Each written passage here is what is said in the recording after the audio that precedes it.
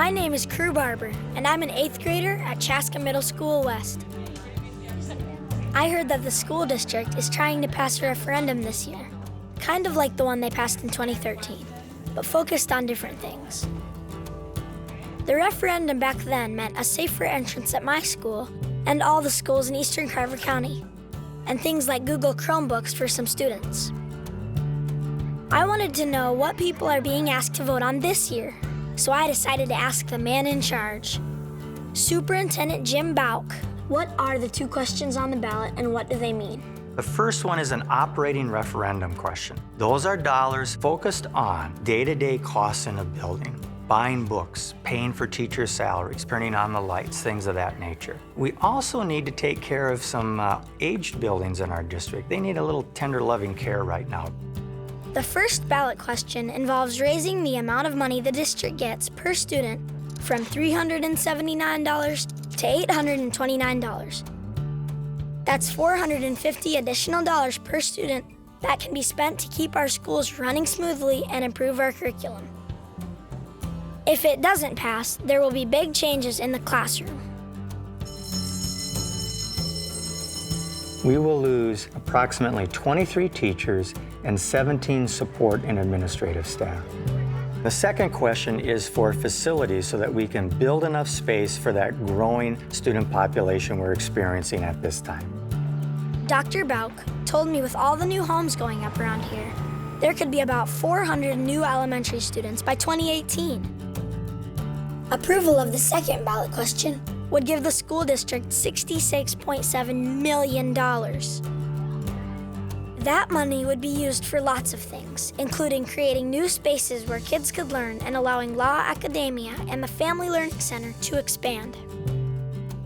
We're going to add on to 2 of our elementaries that have high growth population areas, Clover Ridge and Victoria. Right now, we have kindergartners that are scheduled to go to Clover Ridge that are not able to be in this school because of space limitations. Right now, there are 100 kindergartners who can't go to Clover Ridge. And I know kids like to go to school in their own neighborhoods. I don't like being on the bus for a very long time. I live behind those townhouses right there. It's easy to walk. It takes like 2 minutes. Victoria Elementary is currently facing some of the same challenges, so a referendum approval would be very impactful for both of those elementary schools. For teachers, having more space would allow for us to continue our personalized learning initiative. Flex groups are where they divide your classes into different levels, and so everyone gets to learn new things and not be bored. If the referendum does not pass, class sizes will go up as high as 4 or 5 students between now and 2018 because of a lack of space. Space is just as big of an issue for some of our middle schools. Our gym is actually about 6,000 square feet. It's just slightly bigger than a regulation basketball court. Right now, we have to take kids over to the Chaska Community Center because of our space issues here. Approval of the referendum questions would mean students no longer have to do that. At Chaska Middle School East, we'll be adding a dome multipurpose facility for physical education there. And beyond that, we have significant interest from our youth athletic associations to use that space well into the evening.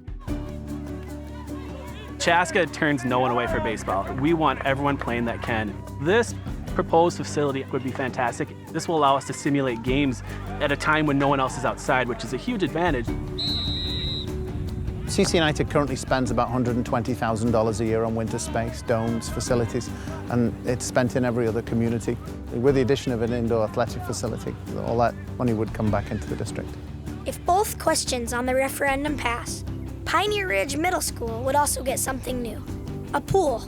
And both the pool and the athletic facility are things all residents could use. We can do outreach to other residents in our community for walking, lap swim, those type of endeavors so that it's being used by our entire community and not just our youth in our schools.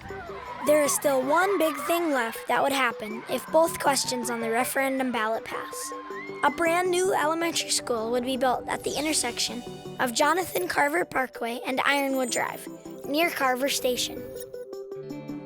Right now, we've pulled together some preliminary drawings, but that final plan will come together after the election. Can I take a look at where the new school is going to be? Okay, crew, you wanted to see the new school site, and here it is.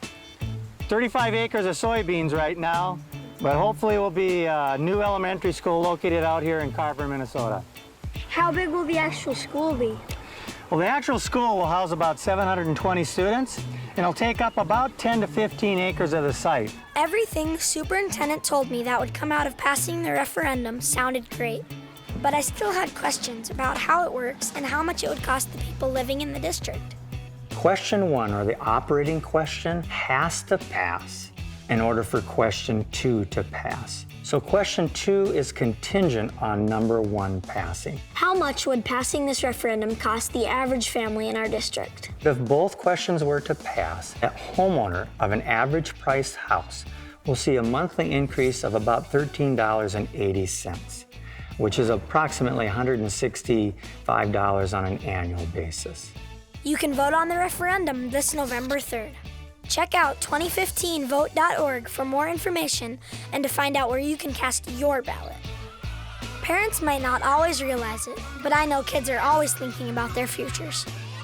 I'm looking forward to choir and band. It's going to be very exciting. It's nice to know other people are thinking about our futures too. We truly believe, and I know I truly believe, that we can make a difference in the lives of students. And when that happens, really good things happen for students.